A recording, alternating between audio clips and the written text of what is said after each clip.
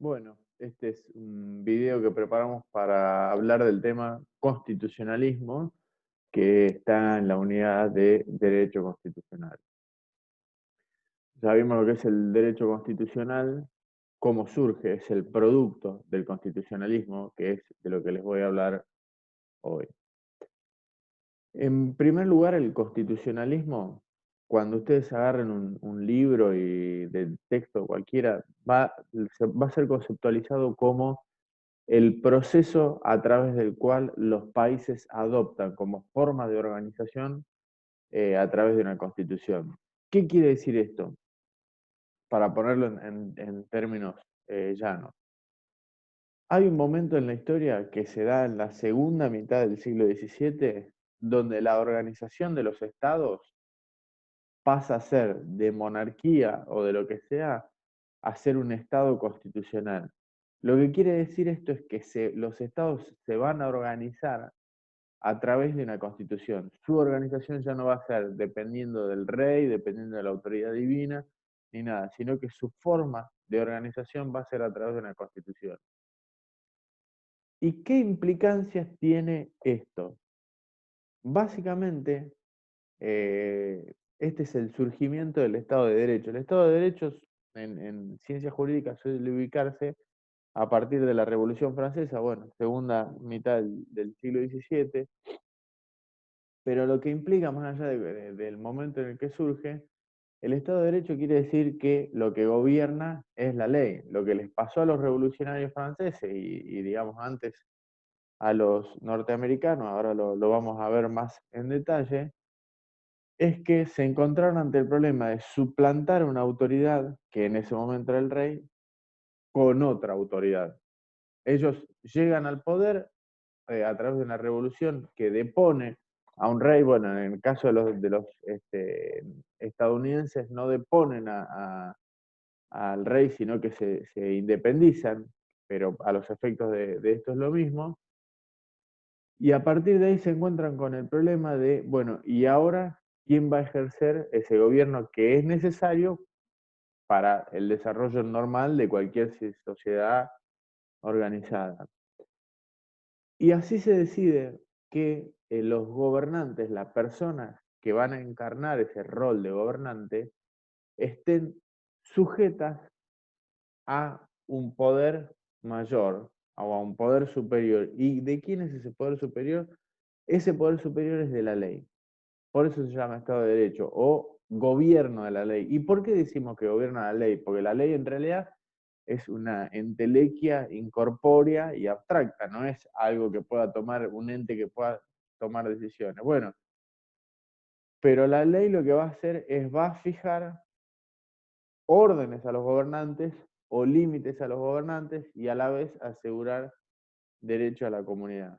¿Y qué va a reflejar esa ley? Bueno, en principio se entiende que la ley va a reflejar la voluntad de la mayoría o la voluntad general. O sea, todo ese conglomerado de gente decide ir en determinado sentido, decide tomar una determinada decisión y lo capitaliza a través de una ley. Por ejemplo, si yo les menciono el artículo 15 de la Constitución que dice en la Argentina, en la Nación Argentina no hay esclavos, eso se entiende que refleja la voluntad de todos. Al igual que si les digo el artículo 16, que establece la igualdad como garantía, bueno, se entiende que ese artículo refleja la voluntad de todos. Sería muy difícil pensar hoy una constitución sin esos artículos con los cuales está de acuerdo la mayoría de nuestra comunidad y lo estaba en 1853 cuando se sancionó la constitución. Me van a tener que disculpar que tome mate, pero estoy grabando videos desde hace rato. Bueno, como les decía, el constitucionalismo es un proceso que tiene inicio en la segunda parte del siglo XVII. Y el inicio se da por tres grandes revoluciones: Revolución Inglesa, Revolución Norteamericana o Independencia Norteamericana y la Revolución Francesa. Este es el inicio, de ahí para adelante. Desde ese punto para atrás, todo lo que estudiemos van a ser antecedentes. ¿Y por qué son antecedentes? Bueno, porque son intentos o tienen algún atisbo de organización a través de la ley, pero no llegan a ser constitucionalismo, o sea, no llegan a ser sistemas a través de los cuales un país se organice a través de una constitución. Ahora les voy a compartir la pantalla con una diapositiva, que es la diapositiva que está en, en la página virtual, así la vamos estudiando de acá. Bueno, ahí tenemos el constitucionalismo. Características de este proceso, o sea, lo que nosotros vamos a estudiar cuando hablamos de constitucionalismo es la evolución. ¿Qué es el constitucionalismo? Es cuando los países deciden tener como forma de organización una constitución preferentemente escrita. Este proceso empieza desde las épocas remotas perdón, a pesar de que el constitucionalismo como tal tiene inicio en la segunda mitad del siglo XVII, los antecedentes empiezan en las sociedades más remotas y sigue hasta hoy en día. Acá tenemos las tres características para que tengan una idea. Es extenso por el periodo de tiempo que abarca, es gradual porque se va dando, gradual es que se va dando por distintas etapas que ahora las vamos a ver y las van a tener que estudiar, y es inconcluso, pues todavía no ha terminado. Desde las tres grandes revoluciones hacia atrás es todo antecedentes. Lo que ustedes van a tener que estudiar ahí es qué instrumentos o qué hechos forman parte de esta gran etapa que es la más larga de la historia, que se llama antecedentes. Bueno, acá están enumeradas las etapas en esta diapositiva. Estas son las 6 etapas: antecedentes, el clásico liberal, la difusión, la crisis, el constitucionalismo social y el actual. Dentro de los antecedentes tenemos, bueno, varios cientos de años de historia, miles. En la antigüedad, bueno, en la antigüedad las primeras sociedades eran sociedades en su mayoría teocráticas, donde la religión y el gobierno y la moral estaba todo muy mezclado, no se sabía bien diferenciar a qué pertenecía tal o cual cosa. Pero hay algunos pequeños atisbos o hay algunos pequeños puntitos donde podemos tomar como que existía una idea de ordenamiento a través de la ley. O sea, existía una idea de que lo superior, lo que mandabas, fuese la ley y no la voluntad del hombre o la voluntad del rey o de lo que sea. Ahí tenemos el código de Hammurabi, las leyes del Talmud que establecían ciertas limitaciones tanto para gobernantes como para gobernados, pero lo estudiamos como antecedente porque no llegan obviamente a ser una manera de organización a través de una constitución o de una ley escrita. El código de Hammurabi es previo a Cristo, las leyes de Talmud también son los antecedentes más remotos de leyes codificadas o escritas que existen. El código de Hammurabi es una piedra de más de 1 metro de ancho y más de 2 metros de alta, toda tallada. Así que imagínense los años que tienen, que esa era la manera de escritura. Dentro de los antecedentes también tenemos el cristianismo. El cristianismo nos aporta dos ideas fundamentales. La primera es la idea de libertad del hombre. En la Biblia dice que el principal regalo que Dios le da al hombre es la vida y el segundo su libertad. Y después otra cosa que está también bien detallada en la doctrina cristiana es la separación del Estado y la Iglesia. En las cartas de San Agustín ya se decía, dar al César lo que es del César y dar a Dios lo que es de Dios. Acá tenemos, digamos, incipientemente un intento de separación de gobierno y Estado. El feudalismo es poco lo que aporta. El feudalismo es desde la caída del Imperio Romano hasta el surgimiento de los estados modernos. Se caracteriza por ser la edad del caos, donde hay distintos feudos que eran como especie de pequeñas ciudades de estado que no tenían demasiada relación entre sí hasta que se se fueron juntando y bajo un mismo reino empezó a surgir el Estado moderno. Pero ahí no había un intento claro o cabal de querer organizar el sistema político a través de una constitución. Sí es muy importante, en cambio, los foros españoles, estos que están marcados ahí, siglos XI, XII y XIII, está el Fuero de Aragón de 1283, el Fuero de León del año 1020. Estos fueros son instrumentos que daban los reyes españoles a sus súbditos, instrumentos escritos, firmados, donde hasta el propio rey se comprometía. Entonces, es de alguna manera un antecedente incipiente de una limitación. Por ejemplo, si uno lee el Fuero de León del año 1020, eh, el rey había afirmado: yo me comprometo a que ni yo ni nadie puede entrar ilegítimamente en la casa de alguien, en la propiedad de alguien. Eso de algún modo era una autolimitación del rey de su propio poder hasta ese momento conocido, donde el rey tenía un poder casi absoluto u omnímodo. Fuero de Aragón de 1283, perdón, también fue muy importante, fue un antecedente, sobre todo un antecedente que gravitó mucho en la cabeza de los constituyentes norteamericanos, y establecía un funcionario que se llamaba el Justicia de Aragón, así como suena, el Justicia de Aragón, que el Justicia de Aragón era un funcionario que dirimía conflictos entre los particulares y las autoridades, y muchas veces hasta el rey debía someterse a lo que el Justicia de Aragón disponía en su sentencia o en la decisión de sus conflictos. Estos fueros españoles, les tengo que aclarar, no fueron concedidos graciosamente ni voluntariamente así por los reyes españoles a sus súbditos, digamos. No era una limitación de poder que hacían porque creían en la evolución del hombre hacia un sistema republicano ni nada menos, no. Esto se daba porque España en ese momento estaba en guerra con el mundo árabe, tratando de reconquistar la península ibérica. Si ustedes ven el mapa, recordarán la historia del Mío Cid y eso. España debía ir expulsando a los árabes hasta la península, hasta el estrecho de Gibraltar. Entonces los reyes iban necesitando el apoyo de sus súbditos en que les den comida, asistan a sus ejércitos, aquellos que tenían caballos, que vayan a la lucha armada, de ahí los caballeros. Entonces, como negociación y como concesión hacia sus súbditos, les hacían estos reconocimientos de derechos.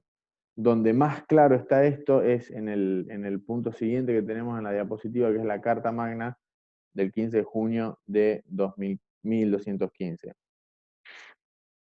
La Carta Magna es una carta concedida por la Iglesia Católica, perdón, por el rey Juan sin tierra a los varones. A los varones era el título de nobleza de esa época, ¿no? Varones con B larga. El rey Juan sin tierra entra en disputa con un papa que se llamaba Inocencio III. Entonces rompe con la iglesia por el nombramiento del obispo de Canterbury. El papa quería uno, él quería otro. Así se queda sin el apoyo de este papa. Después de una serie de malas decisiones en una guerra que tenía con Francia, se queda sin dinero y entonces empieza a ejercer una presión impositiva muy fuerte sobre sus nobles, porque sobre los pobres prácticamente era muy poco lo que podían aportar al no contar con dinero. Los nobles no toleran esta situación y se rebelan contra el rey Juan sin tierra. Entonces él se ve obligado, digamos, cuando le sacan su apoyo, se ve obligado a firmar esta Carta Magna y a volver a recomponer sus relaciones con la iglesia para no perder su reinado a manos también de la amenaza francesa. Esa es un poco la situación histórica, pero lo que nos interesa acá es que el rey, en esa Carta Magna que firma, hace un montón de concesiones. Las más importantes que quedaron para la historia son, o para la historia, o para la posteridad, digamos, es el tema de muchísimas garantías penales. La Carta Magna, de hecho, es ubicada o denominada como el antecedente de lo que hoy entendemos, de lo que hoy es la garantía de habeas corpus. Y otra muy importante es que el rey no podía, se obliga a no poder imponer ningún impuesto si no es con la venia de la Cámara de la Cámara de los Lores o de los varones, que debían también aprobar conjuntamente ese impuesto. Y esto es muy importante y es una limitación muy importante. O sea, decimos que el constitucionalismo es la organización de un Estado a través de una constitución escrita, y la Carta Magna no constituye una constitución escrita, pero fíjense qué importante es, por lo menos como antecedente, entender que el rey ya no podía, o que la autoridad no podía imponer los propios tributos, sino que ya debía tener el consentimiento de alguien más. Después tenemos, en plena etapa de la revolución de Cromwell, el Pacto Popular y el instrumento de gobierno.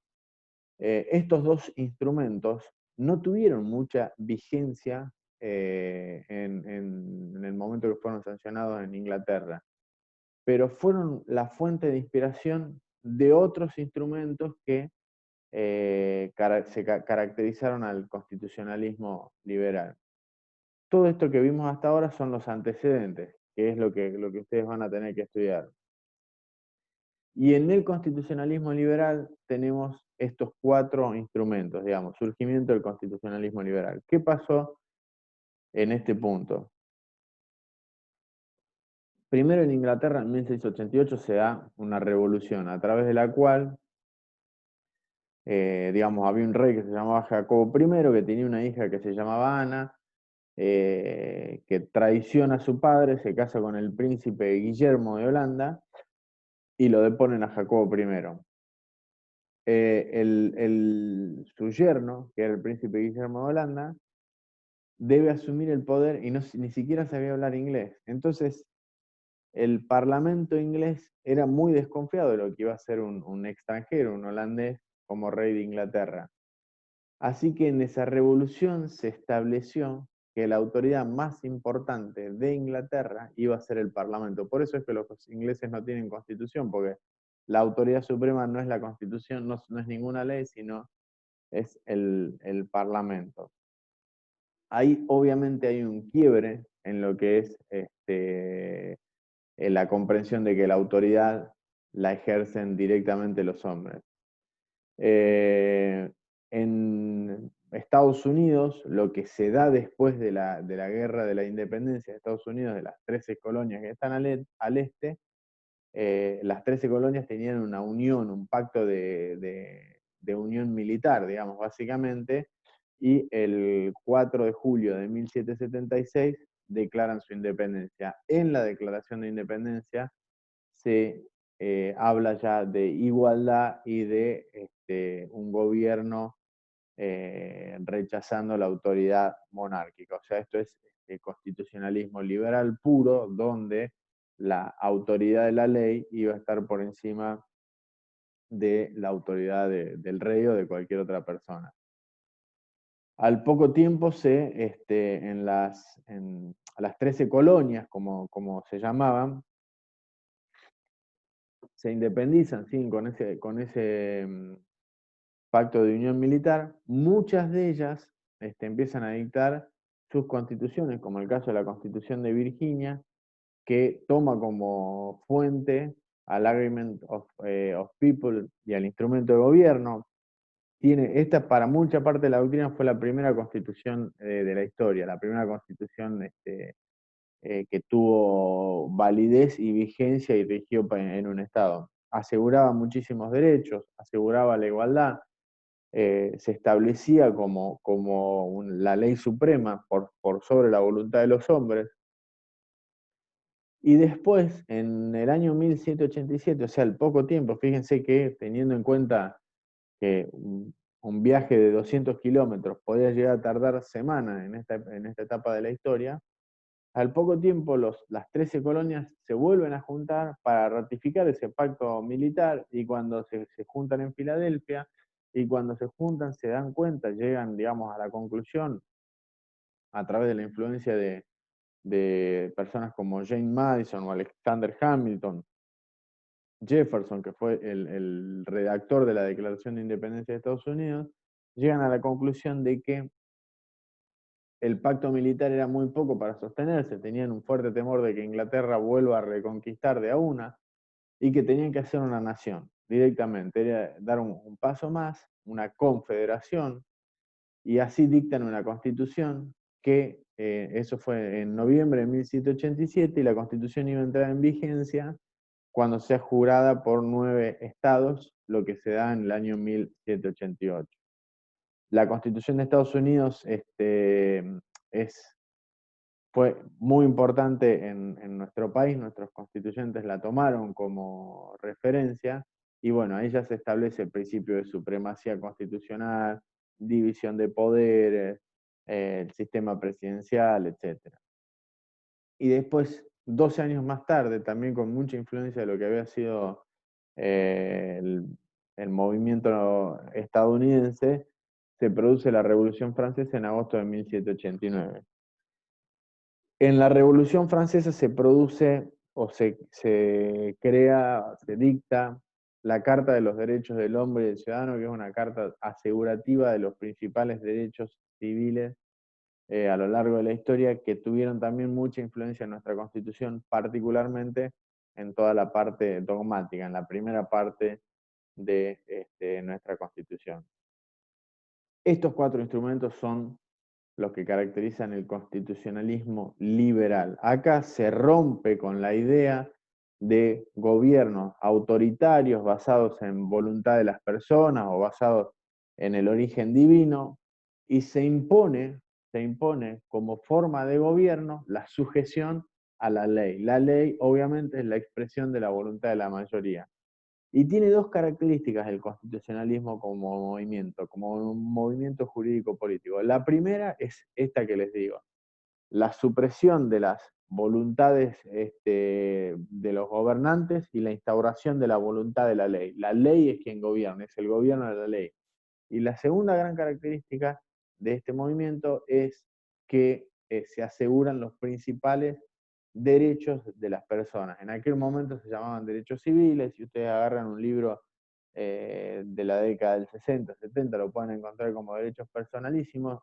Hoy nosotros lo entendemos con la denominación derechos humanos. El núcleo básico de derechos humanos debe estar asegurado. Este es el constitucionalismo liberal. Después pasamos a la etapa siguiente, que es la difusión del constitucionalismo liberal.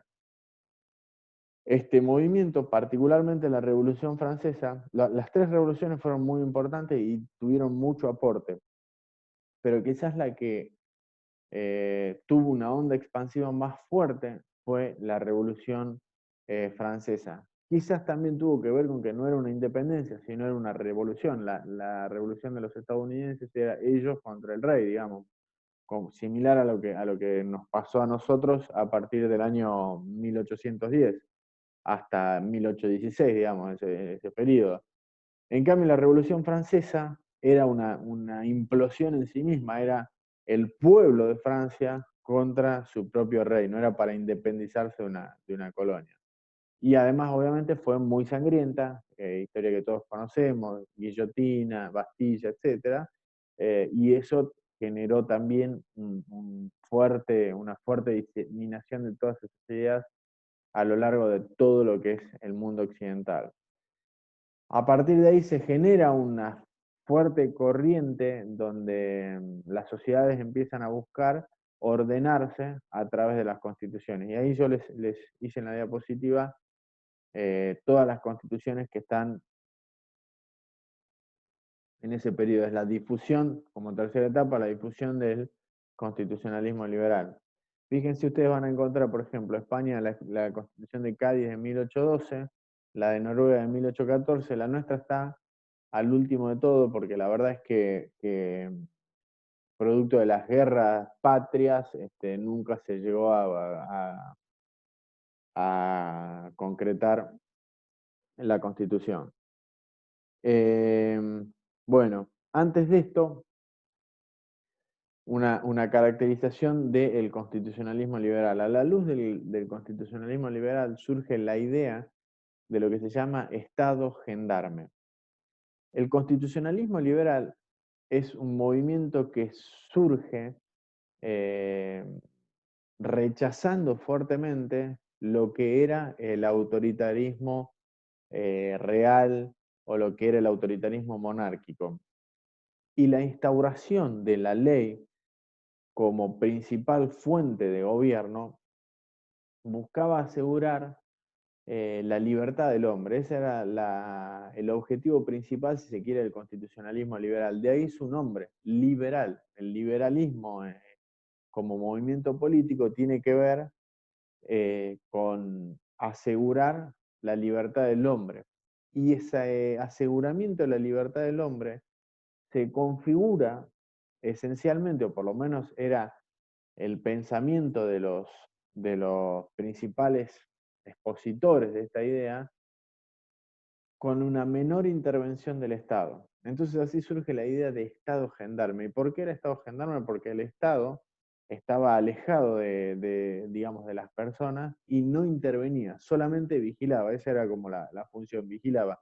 ¿Y cuándo intervenía? Cuando alguno de los derechos que se habían asegurado era violentado. Por ejemplo, el Estado gendarme se había asegurado el derecho de la propiedad de las personas, lo que hoy tenemos a través del artículo 17 de la Constitución.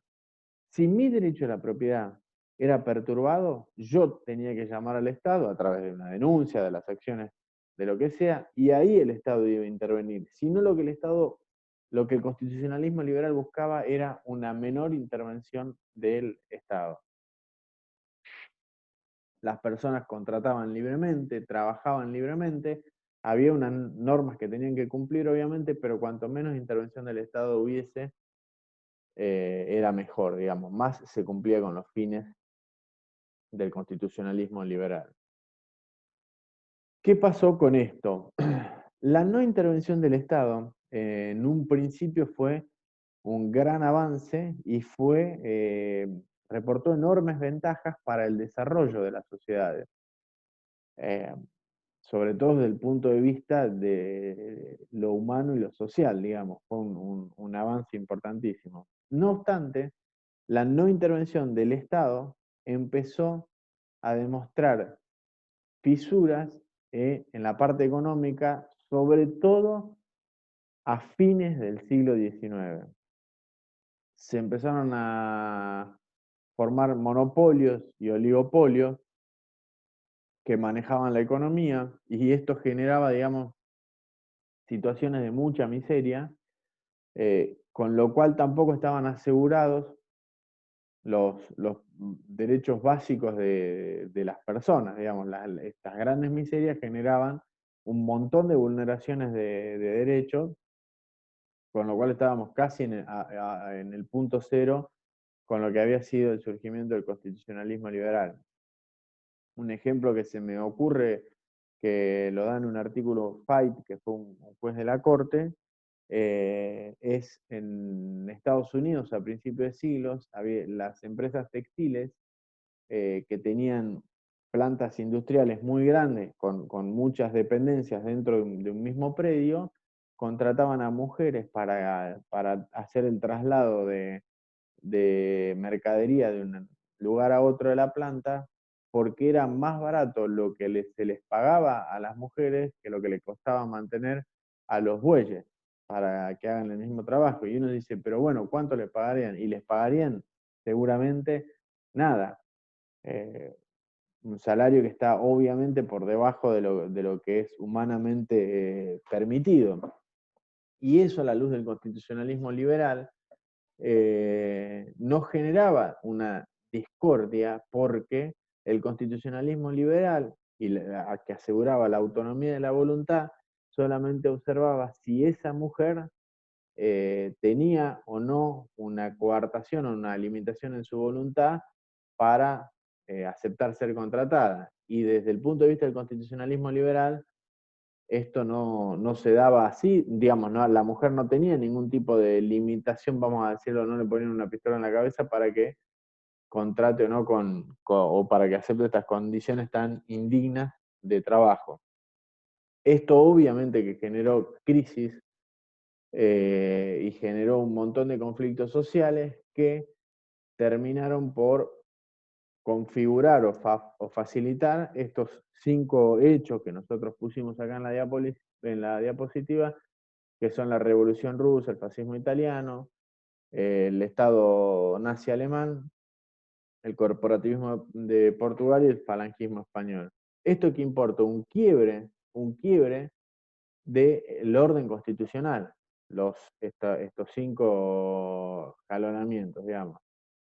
Obviamente que la Revolución Rusa, el fascismo italiano y la Alemania nazi tenían un mecanismo de organización o leyes de organización, si se quiere, escritas, pero implican un quiebre en lo constitucional porque los derechos de las personas estaban totalmente vilipendiados, digamos, como ustedes se imaginarán o saben.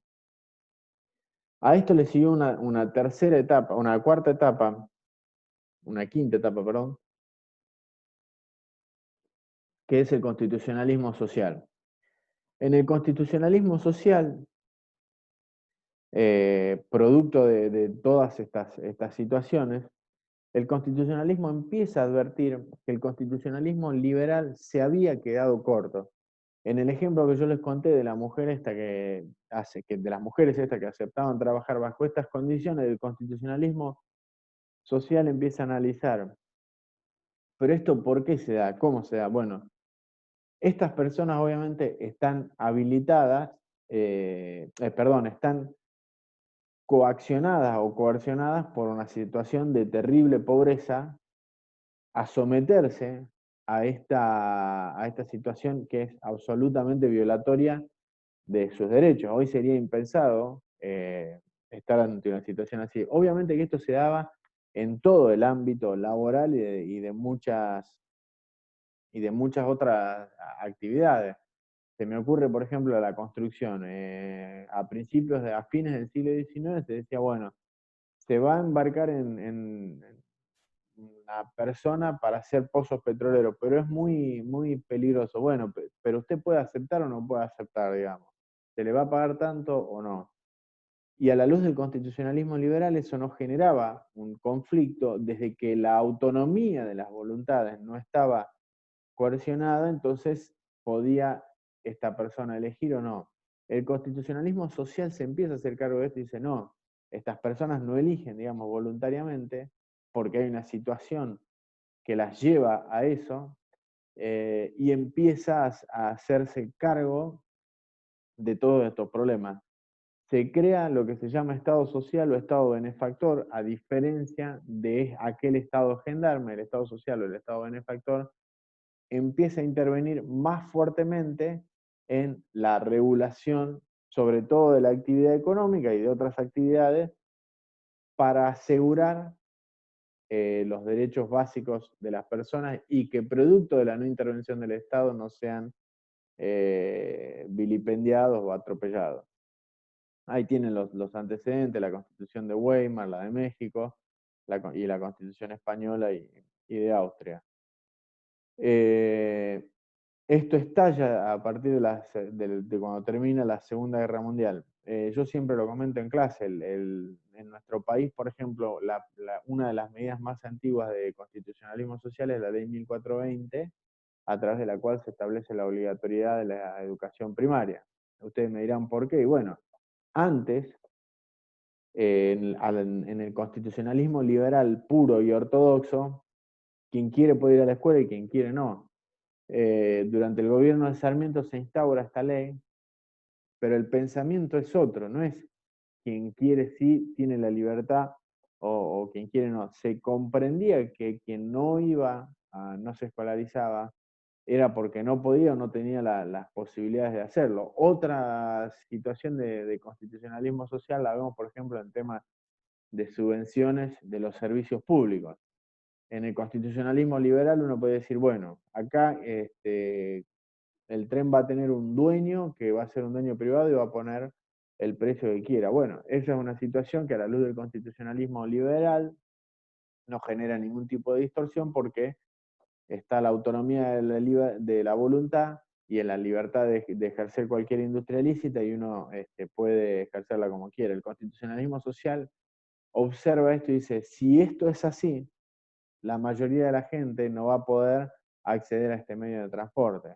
Entonces, o lo regula poniéndole un tope o haciendo una subvención para que el propietario de la empresa le ponga un determinado precio al boleto y sea accesible para todos.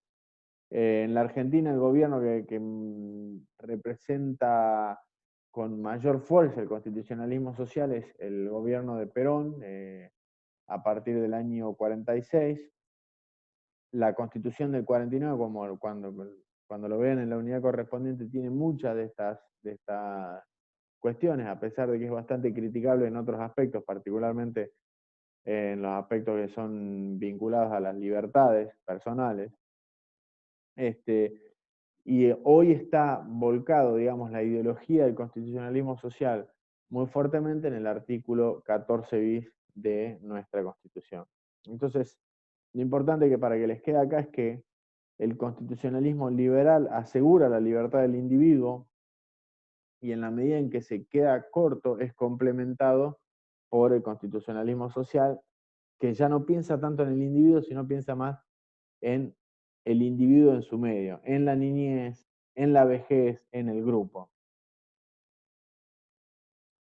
Bueno, en la Argentina acá tienen la recepción del constitucionalismo social a través de las leyes que le dije. Hay muchas leyes también protectorias durante el gobierno de Irigoyen, muchas leyes protectorias de lo que era la actividad laboral. Hoy sería indisponible por más que ambas partes quieran, empleador y empleado, sería indisponible que se violen determinadas garantías laborales vinculadas a las jornadas, a los salarios, etc. Esto está incorporado en la Constitución del 49, bueno, que hoy no tiene vigencia, claro está, en el artículo 14 bis de la del 57 y en la del 94.